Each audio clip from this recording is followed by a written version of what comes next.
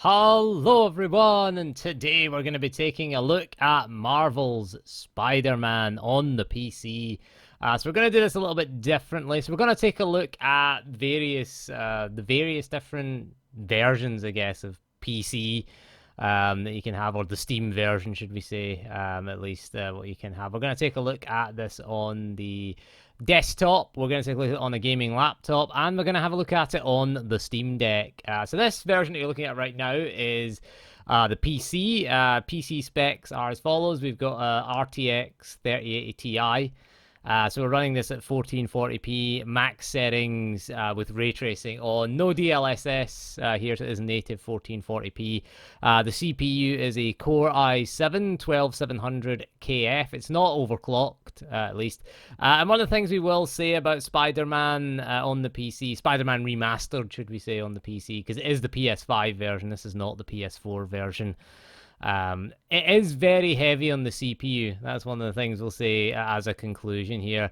As you can see here, out in the open world, it's very much CPU bound as you're swinging around the city. Even on the PC, even on a 3080 Ti at 1440p with ray tracing on, we're still not really getting to the CPU bound parts. When you get into the more indoor areas, it does push further towards the GPU. But there's not really a huge amount to say about the sort of high-end PC experience. It's pretty good. It's pretty nice. Visual features are pretty nice in comparison to the PS5 version. Of course, we've got the ray tracing, which is enabled here. You've got ray traced lighting, ray traced shadows. It does run at ray tracing's on very high settings. It is running full resolution ray tracing. The options are there in terms of scaling are pretty nice. You've got DLSS for image upscaling. You've got Insomniac's own iTGI upscaler.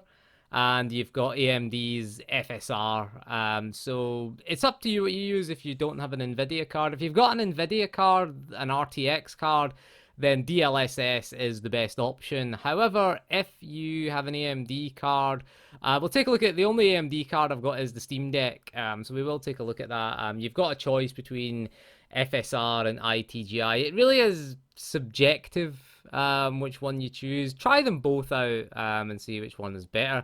So we're going to have a few tips here on how to get the best out of this. So we're not doing a very good job at dodging this here. I don't know. I don't really like the combat in Spider-Man. It's not as tight as, say, Batman Arkham Knight or Batman Arkham series, should we say? But yeah, the PC, there's not a huge amount really. Again, you need a good CPU, preferably something with at least 6 cores and 12 threads minimum, but 8 cores and 16 threads is what I would recommend. The i7 here is 12 cores and 20 threads, and you know, it's kind of being pushed. It's using all of the cores going through Times Square here. Really is the most taxing. The frame rate is above 60, but in the indoor areas where you're not out in the open world and we're more GPU bound, the frame rate does get over 100. It averaged 119 FPS. We played this for about half an hour, and it's sort of sat at an average of 119. But this was a mixture of indoor and outdoor areas. When we fight Wilson Fisk here in the indoor area, it does get a higher frame rate because, again, it is pushing more towards the GPU. But anyway, there's not really a huge amount on a high-end PC, so we'll move on to the gaming laptop, and we'll see how it performs on that.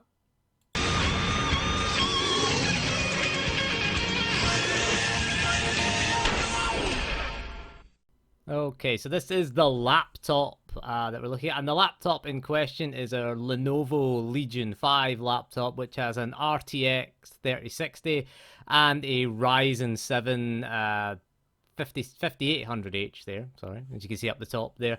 Now, this is with the ray tracing on and at 1080p and sort of high settings. And as you can see, it really struggles. It's very CPU heavy. Now, there is a known issue apparently with NVIDIA laptop GPUs, which apparently is causing an issue. You can see here when we go up into the rooftops and stop swinging about the city, it does go to 60 FPS. Now, I'm capturing this via the capture card, so 60 FPS is the frame rate limit, unfortunately. So it could go higher than that. You can see here, it's not fully, so it's almost GPU bound there. But it is sitting there. This is the settings that we're going to show you here. With that, we've got DLSS on as well, and ray tracing is on and on high settings here. And it just can't do it, unfortunately. This is very high ray tracing, the reflection resolution.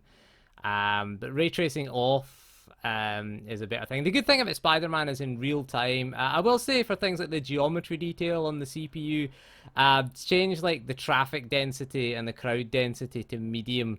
We can change the object range for the ray tracing. I did play around with this a lot, but honestly the best setting was off in its current state.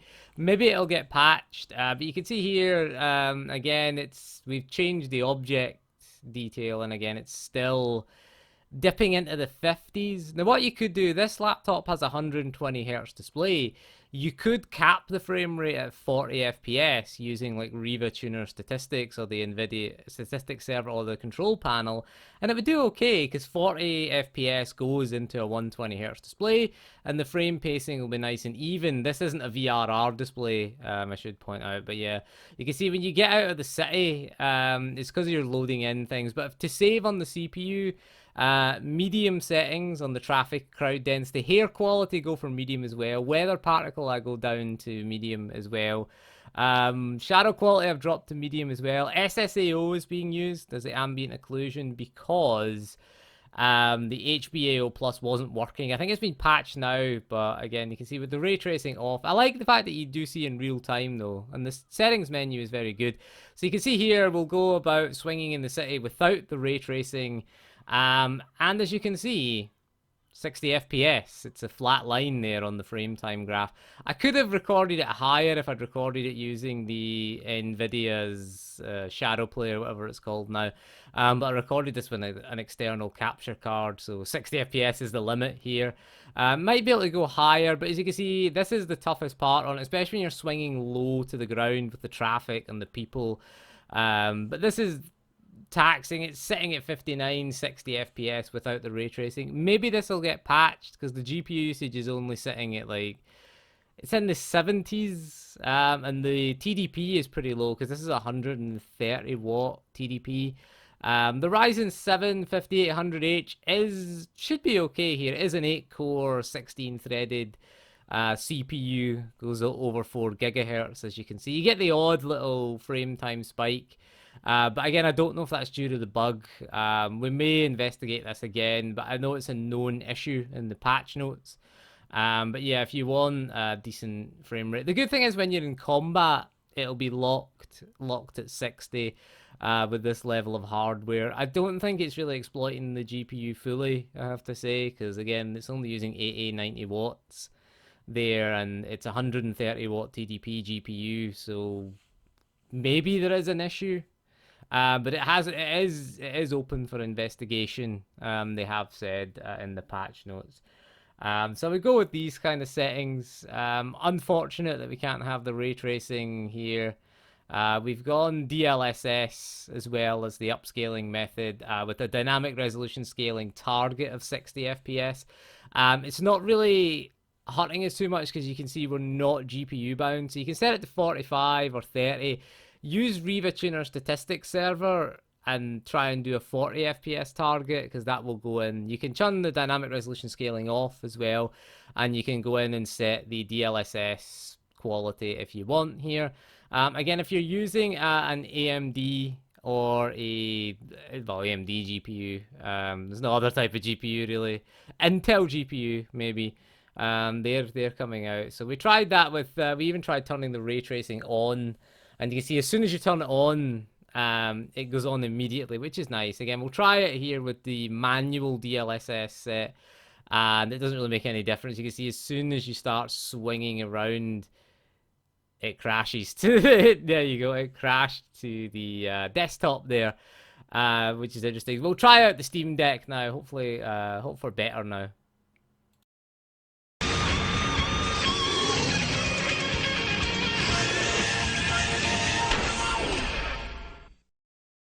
Alright, so Spider-Man is Steam Deck verified, which is good news to see. And it runs pretty well. Bear in mind that this is not a PS4 game, this is the PS5's Spider-Man remastered. So you do get the shader compilation there, which I would recommend you let it go ahead. It just makes it a lot smoother.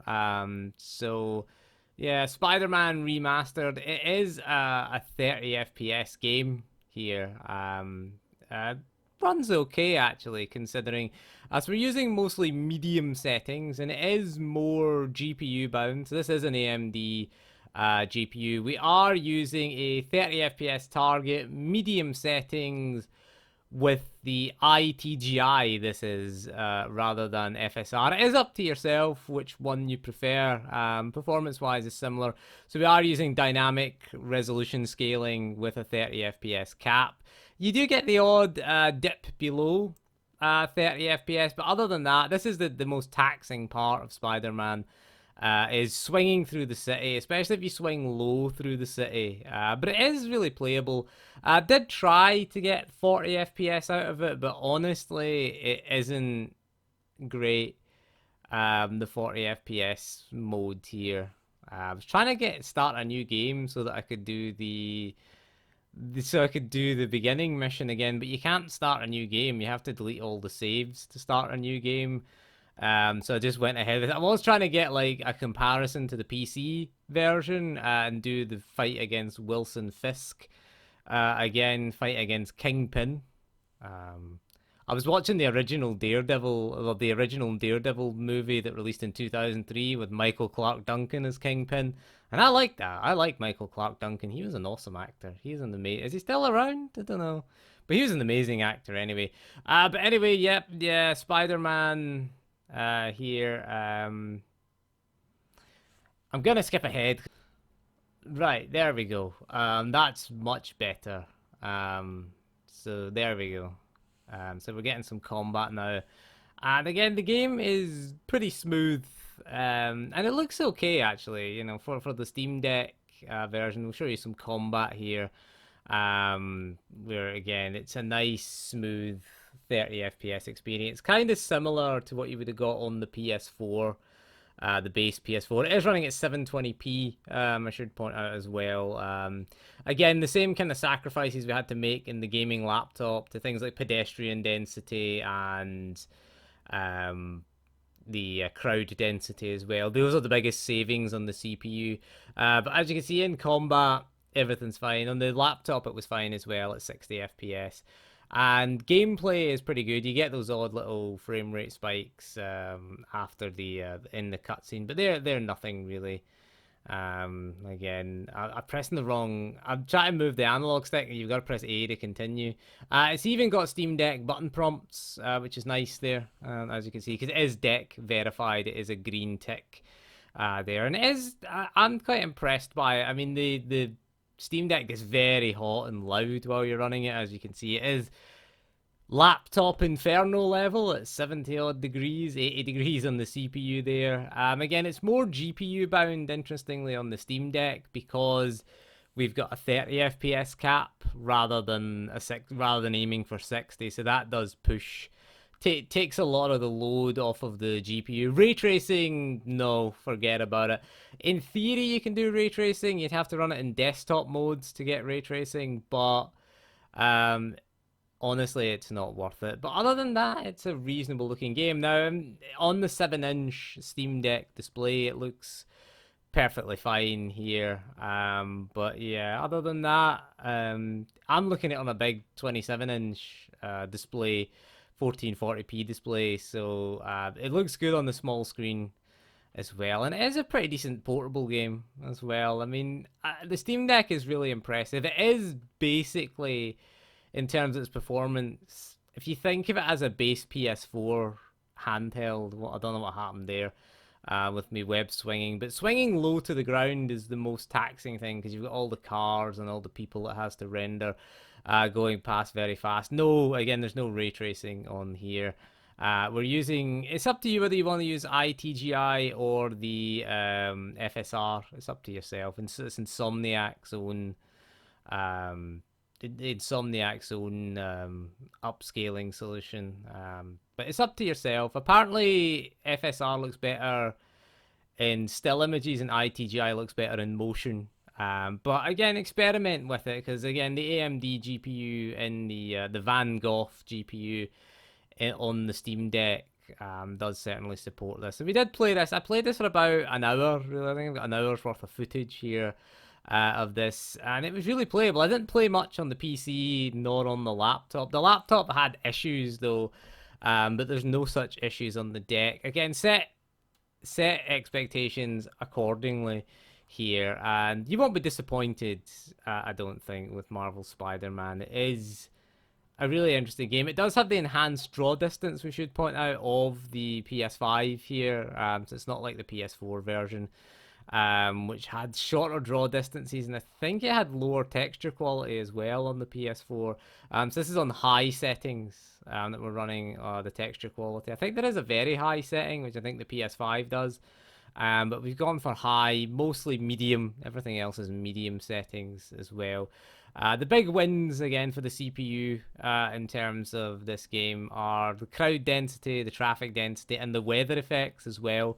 They are the biggest winners in terms of CPU. But again, the Steam Deck, because we're only running at 30 FPS, it is more GPU bound. 30 FPS really is the limit. Did try the 40 Hz mode, which I can't do on the capture card because it'll only capture at 60 Hz.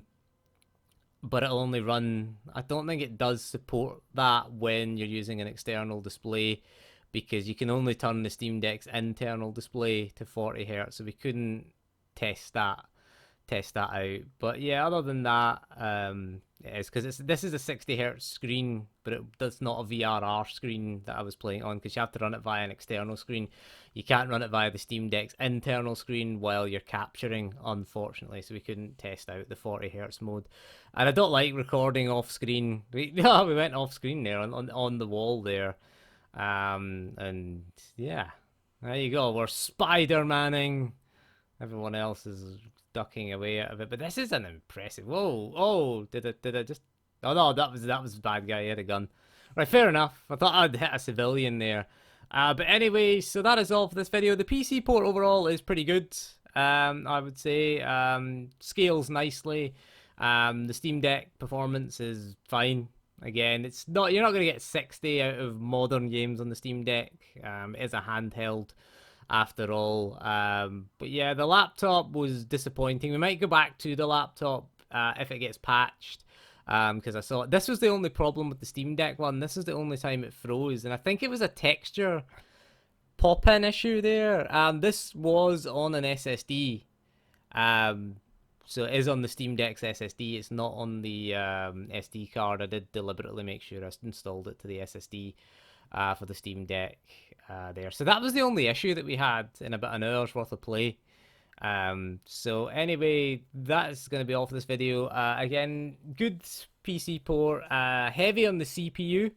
If you want to target 60 FPS or higher, then it's going to be quite heavy on the CPU, owing to the sort of nature of the open world. Swinging through the open world is the biggest challenge for the game.